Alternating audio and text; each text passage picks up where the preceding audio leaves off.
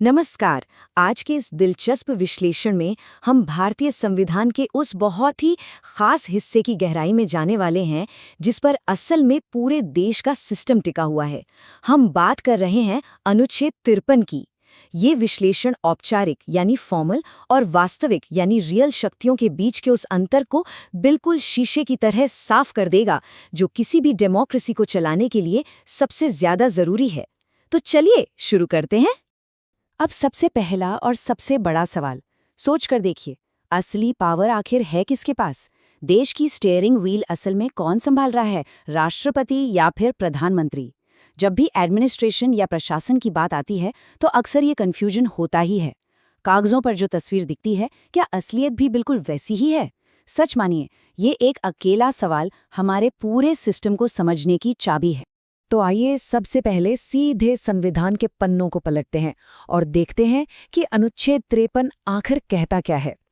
अगर हम बिल्कुल किताबी भाषा में जाएं तो संविधान का अनुच्छेद 53 बहुत ही साफ शब्दों में कहता है, भारत की कार्यपालिका शक्ति राष्ट्रपति में निहित है। अब पहली नज़र में इसे सुनने पर तो यही लगेगा कि भाई सारा कंट्रोल, सारे फैसले सिर्फ और सिर्फ राष्ट्रपति के हाथों में सौंप दिए गए हैं। सुनने में तो ऐसा लगता है जैसे वही एकलौते सुप्रीम अथॉरिटी हैं। लेकिन ठहरिए, कहानी में एक दूसरा पहलू भी है। आगे बढ़ने से पहले ये कार्यपालिका शक्ति या एग्जीक्यूटिव पावर जैसे भारी भरकम शब्दों का असल जिंदगी में मतलब क्या है ये समझना जरूरी है। इसका सीधा सा मतलब है सरकार के हर छोटे बड़े फैसले को लागू करना, पूरे देश का जो विशाल प्रशासन है उसे सुचारू रूप से चलाना और कागजों पर बनी उन तमाम नीतियों को ग्रासरूट लेवल पर यानी जमीन पर उतारना। देश चलाने की जो रोजमर्रा की मशीनरी है ना, वो बिल्कुल इसी पावर के तहत काम करती है। अब इस पूरे कॉन्सेप्ट को समझने के लिए इसे एक बहुत ही शानदार और आसान कॉर्पोरेट उदाहरण से जोड़कर देखते हैं। तो जो बात अभी संविधान के हवाले से सामने आई, क्या उसका मतलब ये है कि राष्ट्रपति ही हर एक फाइल पर खुद साइन करते हैं?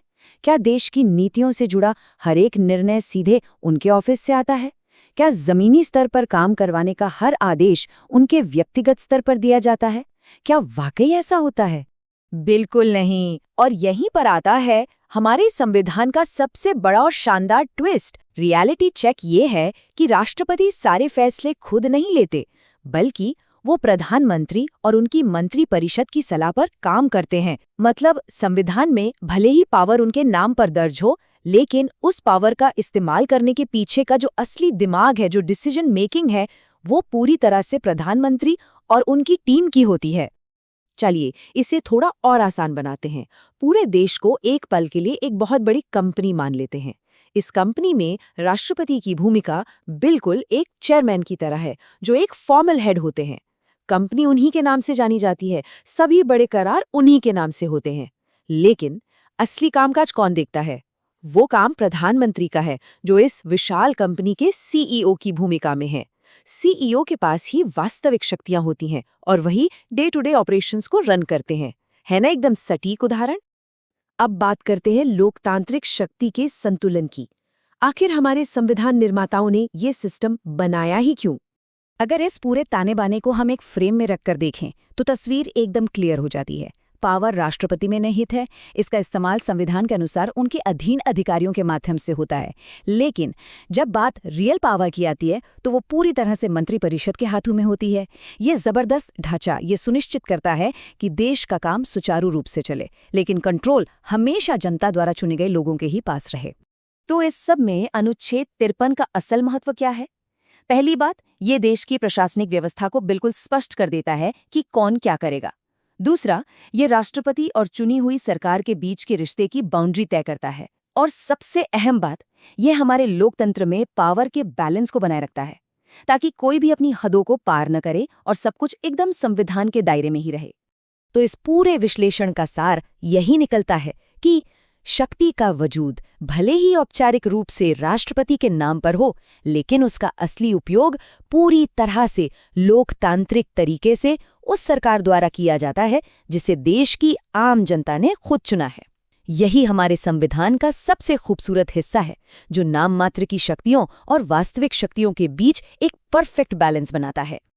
अब इस विश्लेषण को खत्म करने से पहले एक बहुत ही गहरे सवाल पर गौर किया जाना चाहिए। अगर कोई पद सिर्फ नाम के लिए शक्तियों को होल्ड करता है, तो क्या वो फिर भी सिस्टम को बिगड़ने से बचा सकता है? क्या एक मजबूत औपचारिक प्रमुख का होना किसी डेमोक्रेसी को निरंकुश होने से बचाने के लिए जरूरी है? ये एक ऐसा विचारोत्तेजक प्रश्न है जो इस लोकतांत्रिक ढांचे की गहराई को समझने के लिए बेहद अहम है। इस पर जरूर विचार कीजिएगा।